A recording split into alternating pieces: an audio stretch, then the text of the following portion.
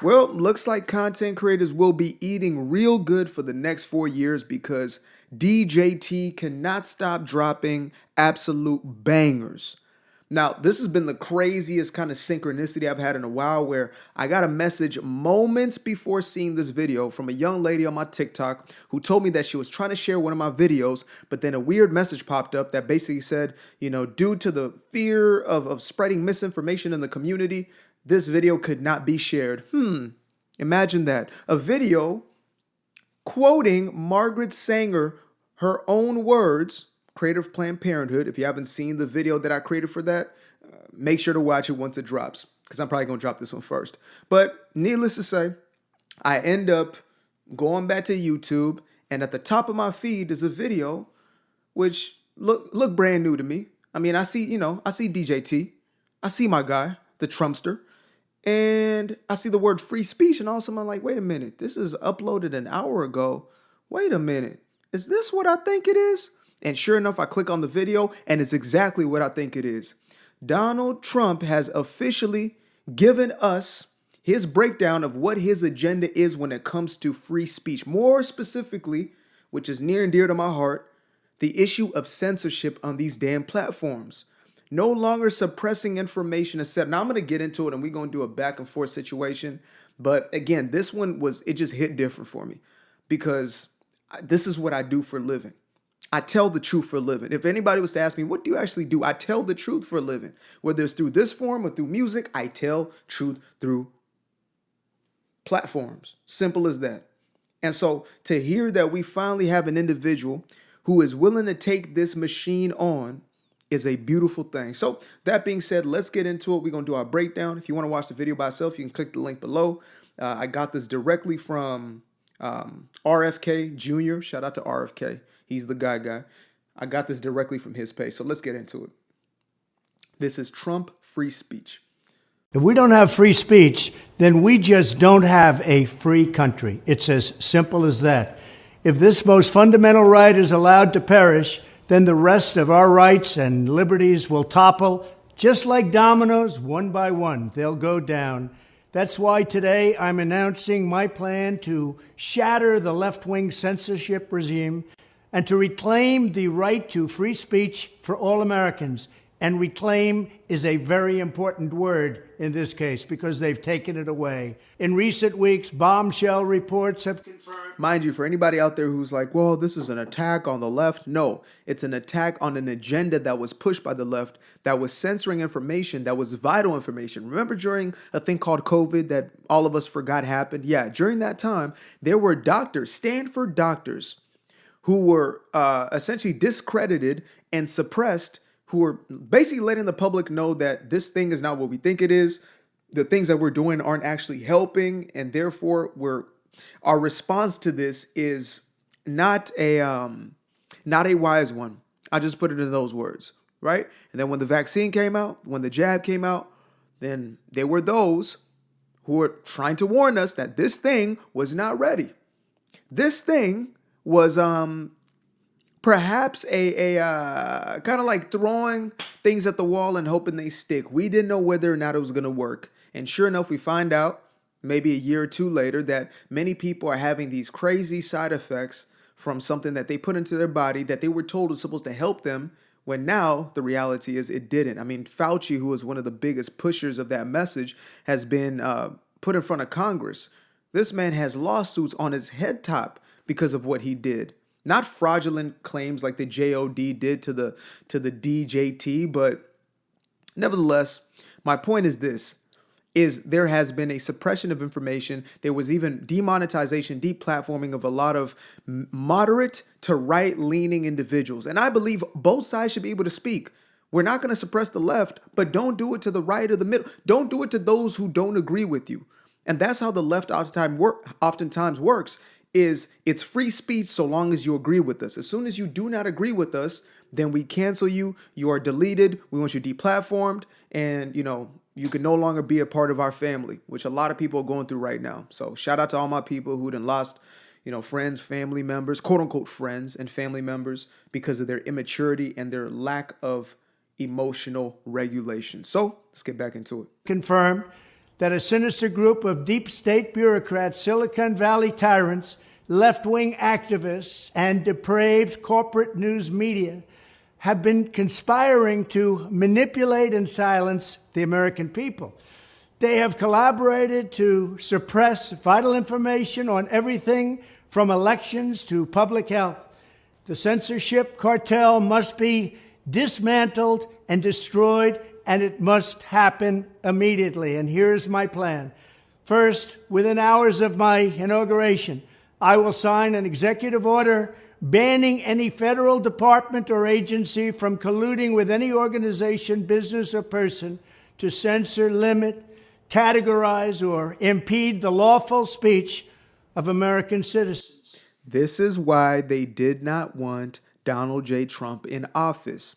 I've been trying to tell y'all for the last 10 years, it has been a full-blown attack on this man's character, his reputation, and even his life. For the third time now, we're now hearing the news that there was, some Iran-based militia who was sent over here, some assassins whose job was to take out our good brother, Donald J. Trump. And this is after already 2 assassination attempts. One that almost prevailed to be successful or unsuccessful, depending on who you ask. And then the second one when he was, out golfing. And there was a man found in the bushes. They've been trying to take him out any means necessary, trying to litigate him, which lawsuits that have now been thrown out. This entire dialogue of he's a convict. Look at his record. Where are the convictions? Where are the felonies? Do you guys know how the court systems work? Do you know how the process works? You could not be president if you are a convicted felon. It's time to step out that damn echo chamber. It's time to step out of the echo chamber and use your own medulla oblongata, please. For the sake of all that is good and holy, for your own damn sake, get your mind out of the propaganda machine and start to think for yourself and do your own research outside of these little silos on social media or your little groups of people that have the same exact ideas. And, they're only right for you. They're only good for you so long as they think the same as you. So you create echo chambers within your entire ecosystem and you end up in a place where you're regurgitating false information, lies, without any true backing besides he say, she say. It's time for us to shift that entire narrative. And those, people been telling me all kinds of stuff. I done had my life threatened or whatever. And I don't give a damn at this point. But, oh, you gonna see. Yeah, we're gonna see. Let's meet up. I'm gonna say mid-July 2025. Let's do that. Let's meet up and see. Maybe I'll see you on the plantation since, according to you, Trump is bringing back slavery. So maybe that's what it will be.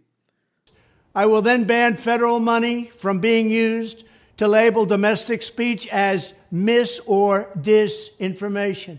And I will begin the process of identifying and firing every federal bureaucrat who has engaged in domestic censorship, directly or indirectly, whether they are the Department of Homeland Security, the Department of Health, Human Services, the FBI, the DOJ, no matter who they are. Second, I will order the Department of Justice to investigate all parties involved in the new online censorship regime, which is absolutely destructive and terrible, and to aggressively prosecute any and all crimes identified. These include possible violations of federal civil rights law, campaign finance laws, federal election law, securities law, and antitrust laws, the Hatch Act, and a host of other potential criminal, civil, regulatory, and constitutional offenses. To assist in these efforts, I am urging House Republicans to immediately send preservation letters, and we have to do this right now, to the Biden administration, the Biden campaign, and every Silicon Valley tech giant, ordering them not to destroy evidence of censorship. Third, upon my inauguration as president, I will ask Congress to send a bill to my desk. I recently heard somebody say 2024 was the year of truth and 2025 is going to be the year of justice. There will finally be justice for this shadow government, this deep state, these individuals who have been pulling the strings. The ones who wanted to take him out and were using the media wings or the media arm, the propaganda machine, in order to tear him down or anything he stood for. Again, it's not about Donald Trump. It's about what he represents, which is somebody who is not a part of the establishment. You got to realize he's the first president in American history, to not come from politics or be an army general. He came directly from the private sector, businessman. There were those who were businessmen, but there were also politicians. There were those who might have been, let's say, like an actor, but then also became a governor, such as Ronald Reagan. But there has never been a president who did not come from some governmental system. And so he is an outsider, and therefore he was a threat to the entire system. Why? Because they created an ecosystem where they were all, essentially favor for favor, right? They were all colluded. They were all interlinked. That's why even some on the right didn't want him in office, because they were afraid that they would no longer have the positions that they were looking to conspire to get. And so when you look at even the team that is backing him now, a lot of them are like the misfits, right? They call them the Avengers. The Tulsi's, who was left-leaning or Democratic. She actually ran for president, I believe it was 2020.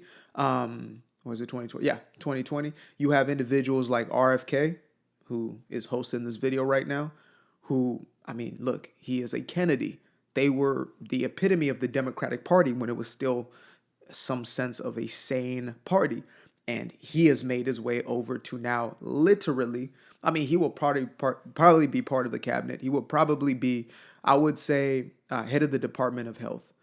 I'm calling it right now that's what it's probably going to be. It's not because I'm Nostradamus. It's pretty obvious because that's been, where his fight has oftentimes remained. And so, again, we're at a place where we have a president. We've never seen this before. Unprecedented to have a president who is looking to bring the establishment down as opposed to continuing to perpetuate it or to build it up in the very same way. Desk revising Section 230 to get big online platforms out of censorship business. From now on, digital platforms should only qualify for immunity protection under Section 230 if they meet high standards of neutrality, transparency, fairness, and non-discrimination. We should require these platforms to increase their efforts to take down unlawful content such as child exploitation and promoting terrorism, while dramatically curtailing their power to arbitrarily restrict lawful speech. Fourth, we need to break up the entire toxic censorship industry that has arisen under the false guise of tackling so-called mis- and disinformation. The federal government should immediately stop funding all nonprofits and academic programs that support this authoritarian project. If any U.S. university is discovered to have engaged in censorship activities or election interferences in the past, such as flagging social media content for removal of blacklisting, those universities should lose federal research. That's going to be a long list right there. There are a lot of individuals who are colluding, a lot of individuals who are in bed. Lord, this is shaking them up. And, for those of you who have eyes to see, ears to hear, who are not given over to the propaganda machine, there's probably a part of you that's like, damn, I fear for his life. And I thought the same thing. But then I said, you know what? If they tried another attempt on his life, and unfortunately, if, the outcome was his demise, that would be worse than what's about to come with him being in office. I'm going to tell you all that straight up. The country's already divided in ideology. It will be divided in the most literal sense.